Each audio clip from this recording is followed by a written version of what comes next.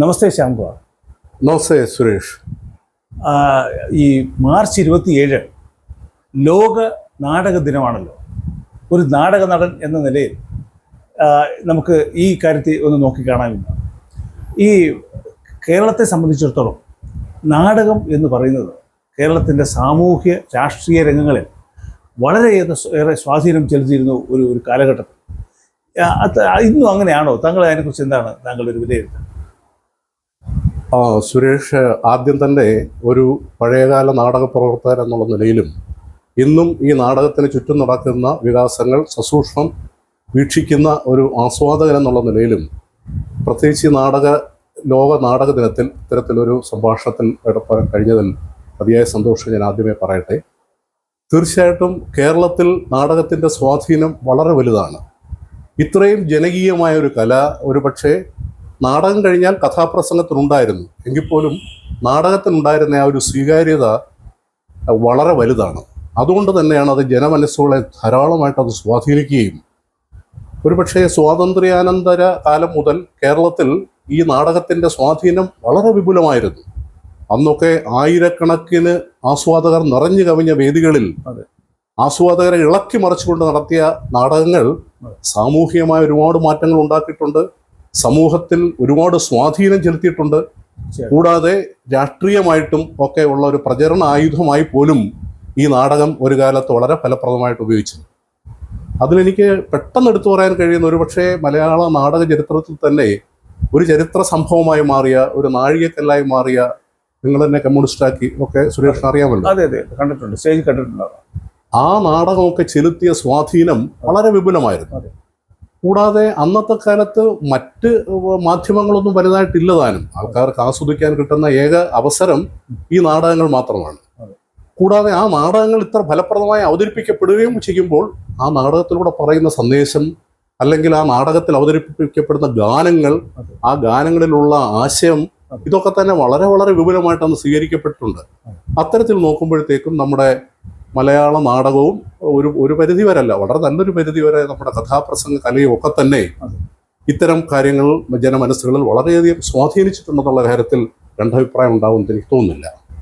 ഈ KPSC നാടക സമിതി, കാളിദാസ കലാകേന്ദ്രം കൊല്ലത്തത്, പിന്നെ ഇങ്ങനെ കുറേ നല്ല നാടക ട്രൂപ്പുകൾ അന്ന് കേരളത്തിലുണ്ടായിരുന്നു.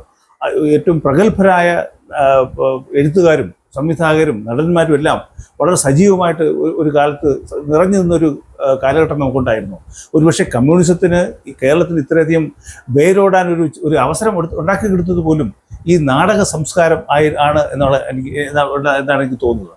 പക്ഷേ ഒരുപക്ഷെ ഈ സോഷ്യൽ മീഡിയയുടെ അതിപ്രസമോ അല്ലെങ്കിൽ TV-യുടെ വരവോടൊക്കെ കൂടി ഇതിൻ്റെ പണ്ടുണ്ടായിരുന്നതിൻ്റെ പ്രചാരത്തിന് ഒരു അല്പം കോട്ടം വന്നിട്ടുണ്ടോ എന്നെനിക്ക് സംശയം.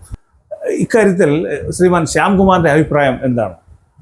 അല്ല, അത് സുരേഷിൻ്റെ നിരീക്ഷണം വളരെ സത്യമാണ്. അന്നുണ്ടായിരുന്ന അത്രയും സ്വാധീനം തീർച്ചയായിട്ടും ഇന്ന് നാടകകലയ്ക്ക് ഇല്ല.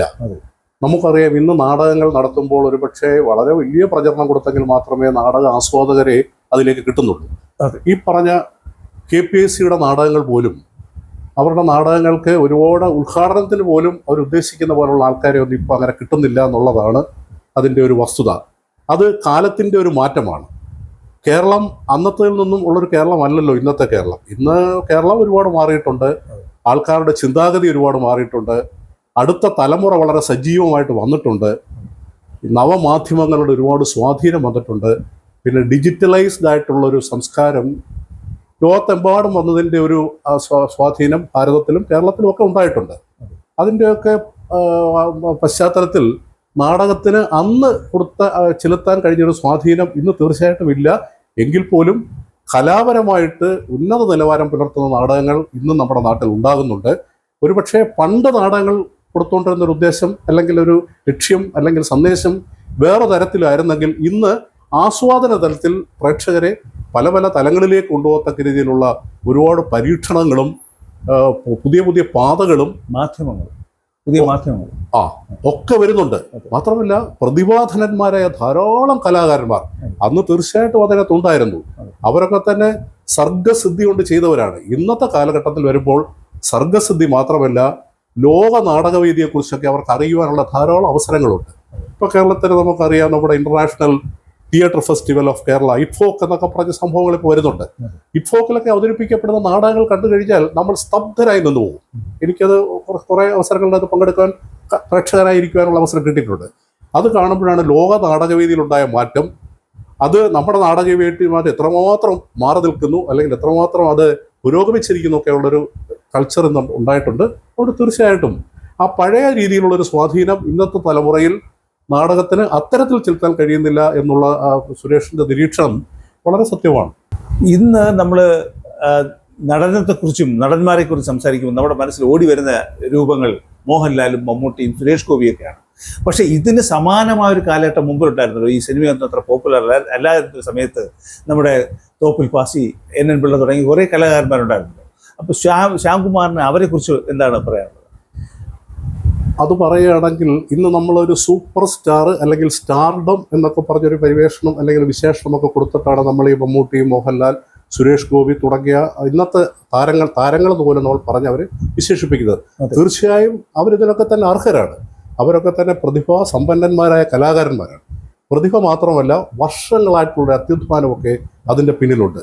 അവരെയൊക്കെ അംഗീകരിക്കുന്നു.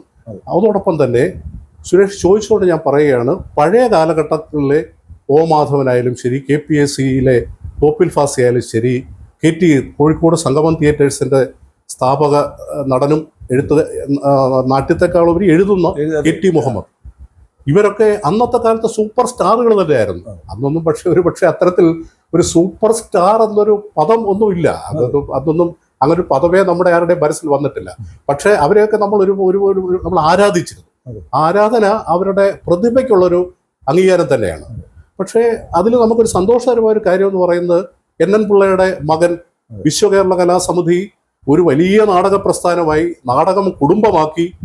ഈ നാടകം കുടുംബമാക്കുമ്പോൾ ഞാനൊന്ന് പറയട്ടെ, പലർക്കും നാടകത്തിന് വേണ്ടി നമ്മൾ സമയം കളയുമ്പോൾ നമ്മുടെ കുടുംബമായിട്ട് നമുക്ക് ചെലവഴിക്കാൻ സമയം കിട്ടാതെ വരും. നാടകം കുടുംബവും ഒന്നുപോലെ കഴിയുന്ന ആൾക്കാരുണ്ട്. അവർക്ക് നാടകം തന്നെയാണ് കുടുംബം, അല്ലെങ്കിൽ കുടുംബം തന്നെയാണ് നാടകം. നാടകത്തിന്റെ നിർവചനം തന്നെ അങ്ങനെ, ജീവിതം തന്നെയാണ് നാടകം. നമ്മുടെ ജീവിതമാണ് നാടകം. നമ്മൾ നടിക്കുന്നത്, നമ്മുടെ ഓരോ ചലനങ്ങളും നാടകത്തിന് വിഷയമാകുന്ന കാര്യങ്ങളാണ്. അങ്ങനെ വരുമ്പോൾ ഈ നമ്മുടെ കുടുംബവും നാടകവും ഒരുമിച്ച് കൊണ്ടുപോകാൻ വേണ്ടിയിട്ട് ആണ് ഒരുപക്ഷെ നമ്മുടെ NN പിള്ള വിശ്വകേരള കലാസമിതിയിൽ സകുടുംബമായിരുന്നു അദ്ദേഹം അവതരിപ്പിച്ചുകൊണ്ടിരുന്നത്. O. മാധവൻ കേരള തീർച്ചയായിട്ടും O. മാധവൻ, ഞാൻ പറഞ്ഞു വന്ന ഇവരുടെയൊക്കെ അടുത്ത തലമുറ, O. മാധവന്റെ മകൻ മുകേഷ് വളരെ പ്രസിദ്ധനായില്ലേ? മുകേഷ് വളരെ പ്രസിദ്ധനായി. അടുത്ത തലമുറയിൽ വന്ന സഹോദരിമാരും പിന്നെ സിനിമയിലും ഒക്കെ ഉണ്ടായിരുന്നു. തീർച്ചയായിട്ടും പിന്നെ സിനിമയിലും ഒക്കെ ഉണ്ടായിരുന്നു. അതാണ് കുടുംബപരമായി അവർക്ക് കിട്ടുന്ന ആ ഒരു സർഗസിദ്ധി തലമുറകൾ കൈമാറ്റപ്പെടുന്നു.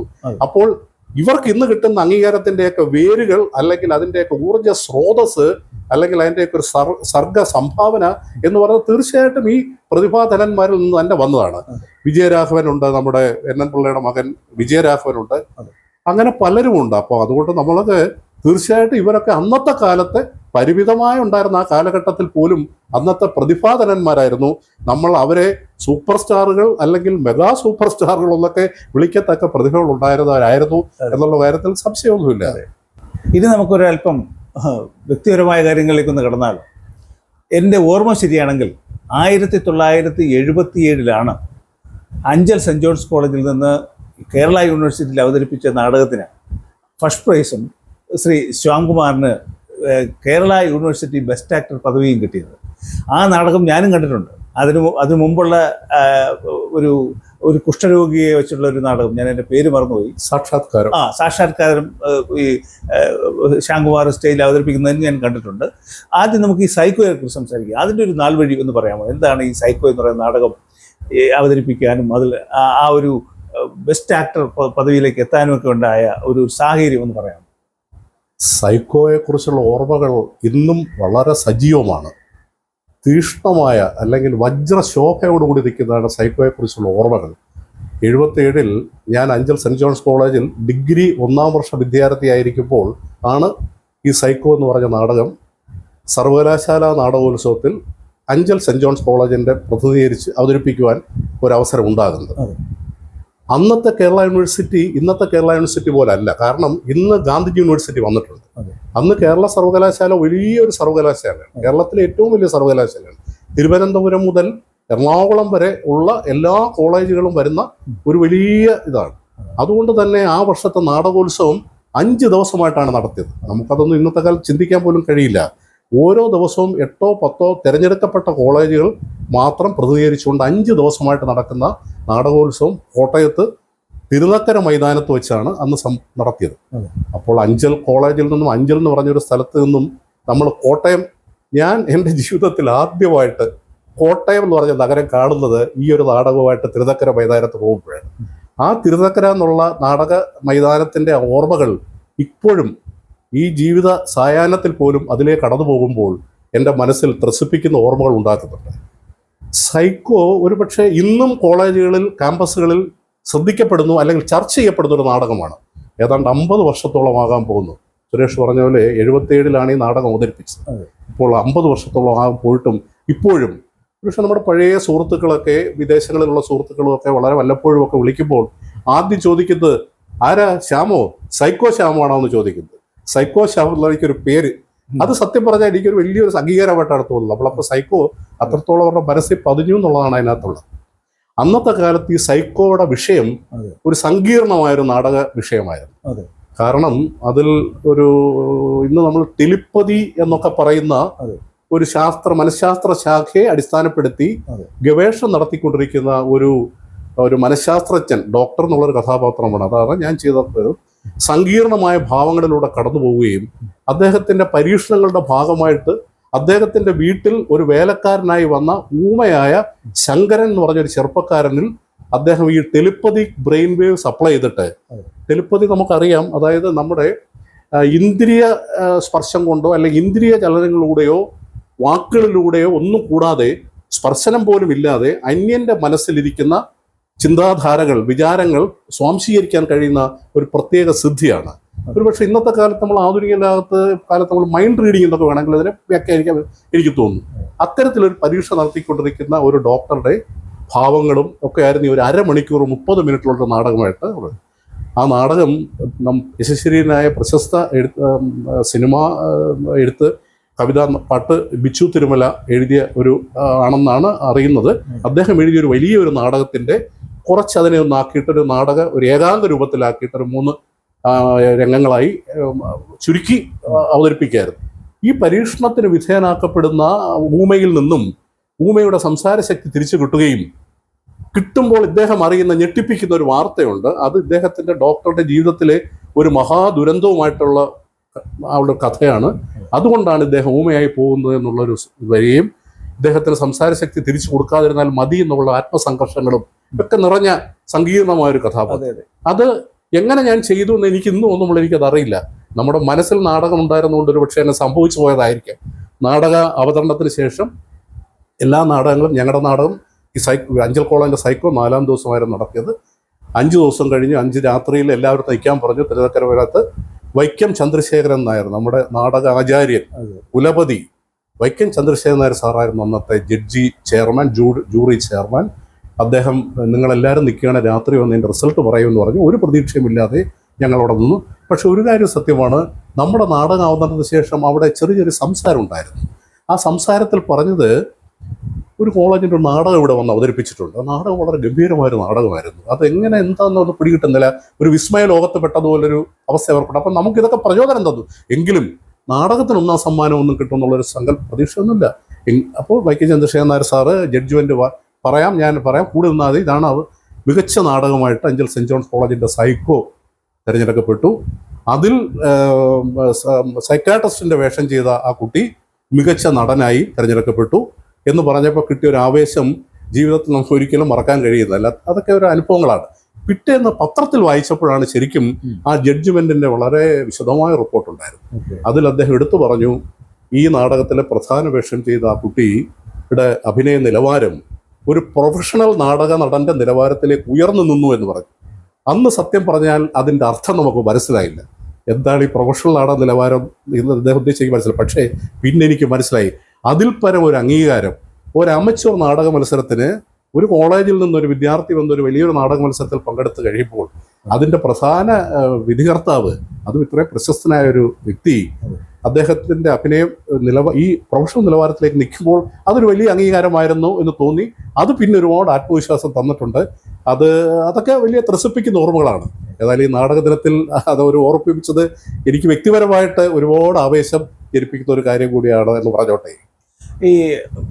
ഇവിടെ ഇത്ര സക്സസ്ഫുൾ ആയിട്ട് ആ നാടകം അവതരിപ്പിച്ചതിന് ശേഷം പിന്നെ ശ്യാംകുമാർ ഈ വേദിയിൽ നിന്ന് കുറച്ച് അകന്നു നിൽക്കുകയായിരുന്നു എന്നുള്ളതാണ് എൻ്റെ ഒരു ധാരണ. ഒരുപക്ഷെ താങ്കൾക്ക് government of India central government സർവീസിൽ ജോലി കിട്ടി, അതിൻ്റെ ഉത്തരവാദിത്തങ്ങളൊക്കെ പോയി. ഇപ്പോൾ പക്ഷേ താങ്കളൊരു 4-5 വർഷമായിട്ട് ഇപ്പോൾ പെൻഷനായി നിൽക്കുന്നു. ഇതിനെ വീണ്ടും താങ്കളുടെ മനസ്സിൽ ഉറങ്ങിക്കിടക്കുന്ന ഒരു പഴയ കലാകാരനെ ഉണർത്താൻ വേണ്ടി ഇന്ന് താങ്കൾ എന്തെങ്കിലും ശ്രമത്തിൽ ഏർപ്പെടുന്നുണ്ടോ? അതെ അതെ അതെ ഇത് പറയുമ്പോഴാണ് 1977 ഈ നാടകത്തിന് 1ാം സമ്മാനം കിട്ടി. ചന്ദ്രശേഖരൻ നായർ സാർ അന്ന് എൻ്റെ അടുത്ത് പറഞ്ഞു, അന്ന് ഈ അവനവൻ കടമ്പ കാവാലൻ നാരായണപ്രിയ സാറിൻ്റെ അവനവൻ കടമ്പയൊക്കെ തുടങ്ങി എന്നോട് പറഞ്ഞത്, താങ്കൾ നാടകത്തെ ഗൗരവമായി എടുക്കണം, താങ്കളിൽ ഒരു നാടക നടനുണ്ട്, അത് അവനവൻ കടമ്പ നാടകം അവതരിപ്പിക്കുന്നിടത്ത് പോയി കാണണം, പുതിയ നാടകങ്ങളെക്കുറിച്ചൊക്കെ പഠിക്കണം എന്നൊക്കെ പറഞ്ഞ് എനിക്ക് ഒരുപാട് ആവേശമാണ്.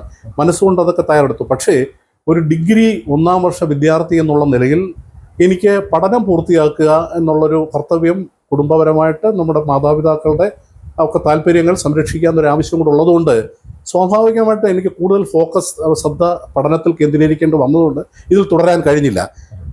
ആ 1977 തന്നെയാണ് നമ്മുടെ തൃശ്ശൂരിൽ ആദ്യമായിട്ട് സ്കൂൾ ഓഫ് ഡ്രാമ രൂപീകരിക്കുന്നത്. എൻ്റെ മനസ്സിൽ പഠനം 1ാം വർഷം നിർത്തിയിട്ട് സ്കൂൾ ഓഫ് ഡ്രാമയിൽ പോയി പഠനം തുടരണമെന്ന് പോലും ഞാനന്ന് മനസ്സുകൊണ്ട് ആഗ്രഹിച്ചിരുന്നു. പക്ഷെ നമ്മുടെ കുടുംബ പശ്ചാത്തലം, നമ്മുടെ വളരെ യാഥാസ്ഥിതികമായൊരു കുടുംബം, അവിടെ നിന്നൊക്കെ വരുമ്പോൾ അത്രയും സപ്പോർട്ടുകളൊന്നും കിട്ടില്ല. അപ്പോൾ അവർ ജീവിതത്തിൻ്റെ സെക്യൂരിറ്റിയാണ് അവർ. മകൻ ഒരു നല്ല ഭാവി ആ രീതിയിൽ, ഇത് റിസ്ക്കാണ്, നമുക്ക് കിട്ടാതിരിക്കാം. പക്ഷേ അങ്ങനെ ആയതുകൊണ്ട് ഞാൻ അതിലേക്ക് മാറി. പിന്നെ അത് കഴിഞ്ഞ് ഉടനെ തന്നെ എനിക്കൊരു ഉദ്യോഗവും ജോലിയും കിട്ടി. ആ ജോലി കേന്ദ്ര സർവീസിൽ കുറച്ച് ഉത്തരവാദിത്തങ്ങൾ കൂടുതലുള്ളൊരു ജോലി ആയതുകൊണ്ട് എനിക്ക് കൂടുതൽ സമയം അതിനകത്ത് നിന്ന് മാറി നിൽക്കാൻ കഴിഞ്ഞില്ല. ചെയ്യുന്ന കാര്യങ്ങൾ ഏതായാലും അതിൽ 100% അർപ്പിക്കുക എന്നുള്ളൊരു ഒരു ഒരു ഒരു സഹജമായൊരു വാസന ഉള്ളതുകൊണ്ട് ജോലിയായിരുന്നു പിന്നെ എൻ്റെ ഉപാസന. പ്രൊഫഷൻ അത് പിന്നെ നമ്മുടെ പാഷനായി മാറി. ജോലിക്കാലം ഏതാണ്ട് ഒരു 40 വർഷത്തോളം അങ്ങനെ ഓടിപ്പോയി. ഇപ്പോൾ വിശ്രമ ജീവിതത്തിലാണ്. ഇപ്പോഴും പക്ഷെ നാടകത്തിലുള്ള നമ്മുടെ ആ ഒരു ആവേശം മനസ്സിലുണ്ട്. അതിൻ്റെ ഭാഗമായിട്ട് ഈ അടുത്ത കാലങ്ങളിൽ നമ്മുടെ തിരുവനന്തപുരം ആകാശവാണിയുടെ നാടക ഓഡിഷനിൽ ആൾക്കാരെ വിളിക്കുന്നു എന്ന് പറഞ്ഞു. ഈ പ്രായത്തിൽ നിൽക്കുന്ന ഞാനവിടെ പോയി എന്ത് ചെയ്യാനാണെന്നൊക്കെ തോന്നിയെങ്കിൽ നമ്മുടെ പഴയ കൂട്ടുകാർ പലരും നിർബന്ധിച്ചു കൊടുക്കണം. പോയി പങ്കെടുത്തു. ഞാൻ പങ്കെടുക്കാൻ ചെല്ലുമ്പോൾ വളരെ കൊച്ചു കുട്ടികൾ, ഇപ്പോഴും ഈ സ്കൂൾ ഓഫ് ഡ്രാമയിലൊക്കെ പഠിച്ചിറങ്ങിയിട്ട് അല്ലെങ്കിൽ അവർ നാടകരംഗത്ത് സജീവമായിട്ട് നിൽക്കുന്ന ചെറുപ്പക്കാർ, കൊച്ചു പിള്ളേർ, അവരുമൊക്കെ ആയിട്ടൊക്കെ ഞാൻ മത്സരിച്ചു. അതൊക്കെ ഏതായാലും കൊള്ളാം. എൻ്റെ ശബ്ദം അവർക്ക് ഇഷ്ടപ്പെട്ടോ, എന്നെ തിരഞ്ഞെടുത്തു. എനിക്കങ്ങനെ ഇവിടെ തിരുവനന്തപുരം ആകാശവാണി നിലയത്തിൽ ഒരു ബി ഗ്രേഡ് ആർട്ടിസ്റ്റായിട്ട് ഒരു സെലക്ഷൻ എനിക്ക് കിട്ടിയിട്ടുണ്ട്. ഞാൻ ശ്യാംകുമാറിന്റെ നാടകം ഞാൻ കണ്ടിരുന്നു. കഴിഞ്ഞ 1 മാസത്തിന് മുമ്പ് ഒരു പബ്ലിഷ് അവര് ഒരു പ്രക്ഷേപണം ചെയ്തിരുന്നില്ല. അതുണ്ടായിരുന്നുണ്ട്. അതായിരുന്നു എൻ്റെ ആദ്യത്തെ നാടകം. അത് നല്ലവരല്ലാതില്ല പാരിൽ എന്ന് പറഞ്ഞ റേഡിയോ നാടകം. അതിൽ താരതമ്യേന ഒരു തുടക്കക്കാരെന്നുള്ളതിൽ എനിക്കൊരു ചെറിയ വേഷമായിരുന്നു. പക്ഷേ അതിൻ്റെ ഉത്തരവാദിത്തപ്പെട്ടവർ പറഞ്ഞു പഠിക്കുക എന്നുള്ളതാണ് ഇതിൻ്റെ സങ്കേതം. എനിക്കത് മനസ്സിലായി. ഈ റേഡിയോ നാടകത്തിൻ്റെ ഒരു വ്യാകരണമുണ്ട്. ആ വ്യാകരണം നമ്മുടെ സ്റ്റേജ് നാടകത്തിൽ നിന്ന് ധാരാളം വ്യത്യാസമാണ്. അതെനിക്ക് മനസ്സിലാക്കാൻ കഴിഞ്ഞു. തീർച്ചയായിട്ടും അപ്പോൾ അവർ പറഞ്ഞു, ഈ ശബ്ദത്തിന് അനുയോജ്യമായ കഥാപാത്രങ്ങൾ വരുമ്പോൾ തീർച്ചയായിട്ടും പരിഗണിക്കപ്പെടും എന്ന് പറഞ്ഞു. അപ്പോൾ അങ്ങനെ പ്രതീക്ഷിച്ചിരിക്കുകയാണ്. അത് ചെയ്യാൻ വളരെയധികം സന്തോഷമുണ്ട്. അങ്ങനെ പോകുന്നു. പിന്നെ ഞാൻ പെൻഷൻകാരുടെ ചില നടപടികളൊക്കെ ഉണ്ട്, ഞങ്ങളുടെ കലാപരിപാടികളൊക്കെ ഉണ്ട്. അതിലൊക്കെ കവിതകൾ ചൊല്ലും, കൊച്ചു കാര്യങ്ങളൊക്കെ ഉണ്ട്. ഏതായാലും ഈ കലാസൗകര്യ മനസ്സിലുണ്ട്. അത് അഭംഗുരം തുടരും ജീവിതാവസാനം വരെ എന്നുള്ളതാണ് മനസ്സിലുള്ളൊരു ആഗ്രഹം. താങ്കളുടെ ഉള്ളിലിരിക്കുന്ന കലാകാരന് ഇനിയും ഒരു പുനർജനി ഉണ്ടാകട്ടെ എന്ന് ആശംസിച്ചുകൊണ്ട് നമുക്ക് ഈ വാക്കുകളിലൂടെ അവസാനിപ്പിക്കാം. നന്ദി, നമസ്കാരം. സന്തോഷം സുരേഷിൻ്റെ ആഗ്രഹം പോലെ തന്നെ നടക്കട്ടെ. അത് സംഭവിക്കാനുള്ള ആരോഗ്യവും ആയുസ്സും ജഗദീശ്വരൻ തരട്ടെ. സുരേഷിനും എല്ലാ നന്മകളും ഉണ്ടാകട്ടെ എന്ന് പ്രാർത്ഥിച്ചുകൊണ്ട് സന്തോഷം, സ്നേഹം.